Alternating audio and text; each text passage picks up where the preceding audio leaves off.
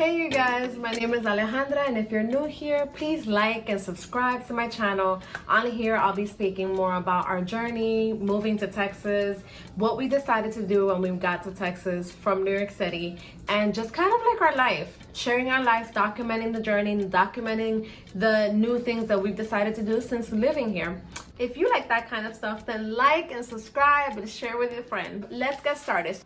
If you clicked on this video, then it's because you want to know the pros and cons that you encounter from moving from New York City to Texas. And so let's get started.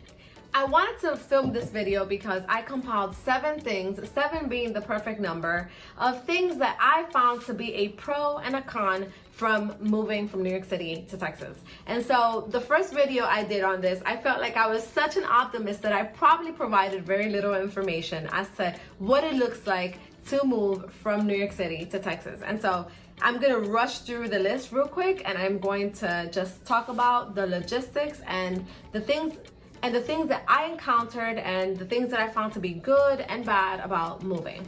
So here we go. For number 1, unless you're buying a house when you move or when you relocate to Texas, you have to find an apartment.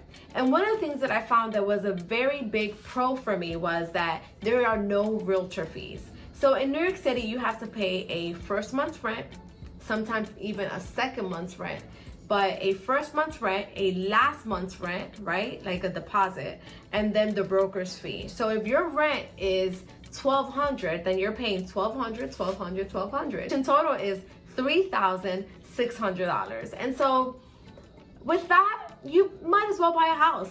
But a lot of New Yorkers, we just like apartments. We like the apartment life, and so we rent because buying a house in New York City is expensive.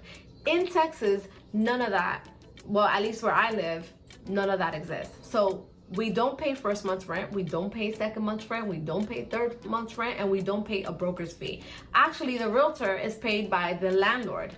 The landlord hires a realtor, and that person has to find someone to live in their house. And you don't pay none of that. So if you need a realtor, use a realtor. There might be a deposit depending on your credit score. So if you have a high credit score, then your deposit might be 0. But if you have a low credit score, then you might have a deposit of maybe $300 to $600 to $900. But that might be tops what you'll pay depending on the apartment complex.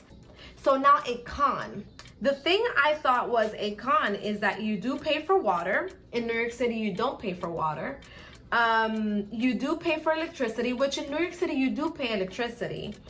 And you pay waste and garbage disposal. So you do pay those things. But in comparison, if you're paying for a 2-bedroom, $800 or $900 for a 2-bedroom apartment, and they ask you to pay for water, and it comes out to be about $50, and they also ask you to pay for garbage disposal, and with water and garbage disposal, it turns out to be $50, you're still saving a whole bunch of money. So honestly, it is a con, but in comparison to what you pay in New York City, it's still a lot cheaper, and the quality of life is a lot better. With the job market, depending on your field, you will find better jobs. The job market is larger here. It's less competitive to find a job here. And also there are a lot of places that will help you find a job, like staff agencies. There's things like Kelly Services, which they specialize in finding you a job. They have staffing agencies, and it's something that is actually more popular here to use. In New York City, we rarely looked at staffing agencies, but here people actually look for staffing agencies to find better jobs. And so that is a possibility. Now, coming from New York City, you might take a pay cut depending on where you work. If you're working manufacturing, you might get a higher pay, because manufacturers do pay better for some reason, and actually much better than the jobs in New Jersey, which in New Jersey we know that that's where you would go to have a manufacturing job in New York. If you work anything clerical, you might make $12 an hour. The minimum wage here is actually very low. So another pro that I found about the job market here is that you don't pay state income tax. And so that can be a huge pro for you, because in New York City, we know that almost 40% of our check goes solely to taxes. You know, we have the state and local and federal taxes, while here you're only paying for your federal taxes. And that is a huge pro that I loved when I moved to Texas. With food, I found that milk is $1.79 and eggs are 97 cents. In New York City, we would pay even $5 for a gallon of milk. $4 to $5 for a gallon of milk, and even $6 if it was organic. Even $4 for a carton of eggs. So the cost of living here is much, much, much cheaper. With that being said, if you come from New York City, there is diversity in food.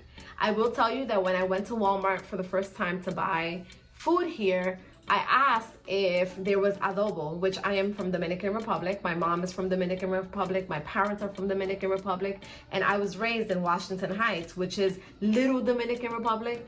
We couldn't find adobo. And that is such which now I found it. Praise the Lord, I did find adobo, which I'm happy about. But in the beginning, I was having a really hard time. Like, there's no salami here, like Dominican salami.